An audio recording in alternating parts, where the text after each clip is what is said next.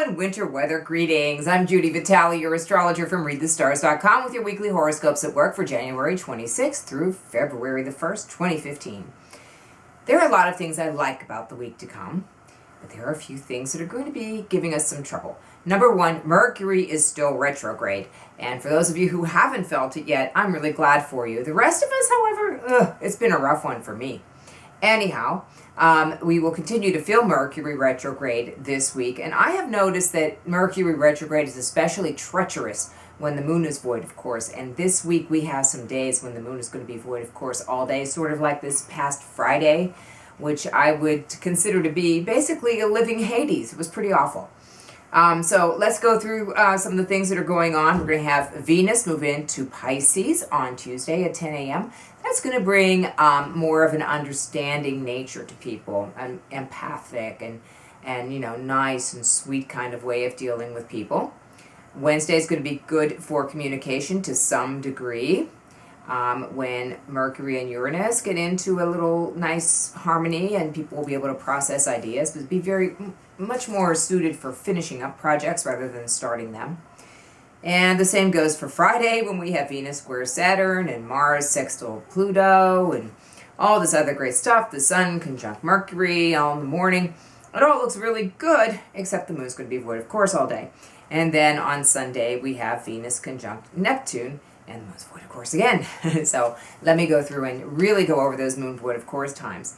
And just kind of point out that probably Thursday and maybe parts of Monday are going to be the best for conducting business this week, okay? Beginning on Monday, we have the moon in Taurus. It goes in there at about 1:37 a.m. Eastern time, and this is a good time to really buckle down and put the work in on your projects. It is not a great time to get anybody to change their minds. So be very careful with that. Hold on to that for a few days. On Tuesday, the moon stays in Taurus for most of the day till 9:18 p.m. So that's not such a horrible day either. Venus will be moving into Pisces at 10 a.m. So people will be somewhat more sympathetic. Still not terribly prone to change their minds though.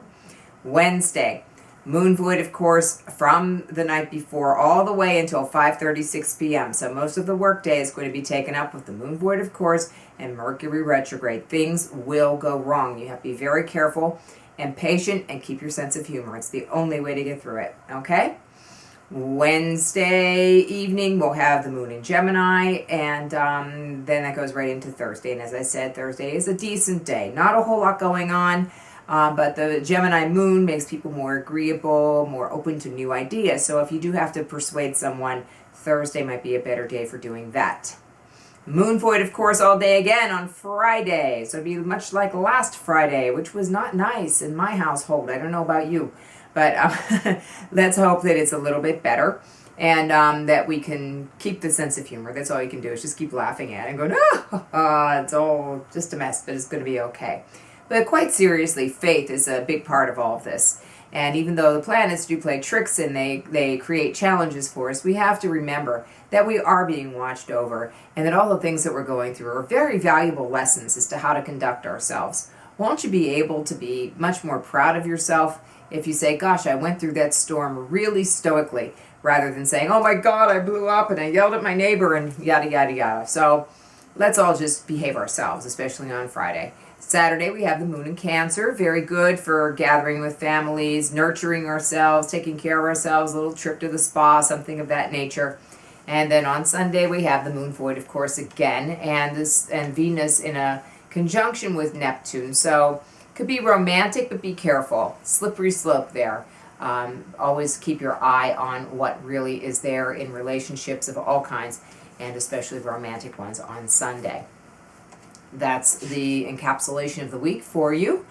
I will be at Journeys on Monday. I will be reading charts on Monday at Journeys of Life from 1 o'clock in the afternoon to 5 o'clock in the afternoon. You can drop by 810 Bellefonte Street in Shadyside or call 412-681-8755 to make your appointment. On Tuesday, between 5 and 6 p.m., I'm going to be reading charts at Dobra Tea. This is a standing appointment. I have to deal with whatever's up there in the sky. But I'm going to be doing the dinner rush there, 5 to 6 on Tuesday at Dobra Tea, 1937 Murray Avenue. And then on Friday, I have a very special event at the Rivers Club where we'll be speaking to the Women's Leadership Group about astrology and work. I'm available for speaking engagements, private readings, parties, all kinds of events of all kinds. I just did Ladies Fest today. That was a blast. I so enjoyed doing that.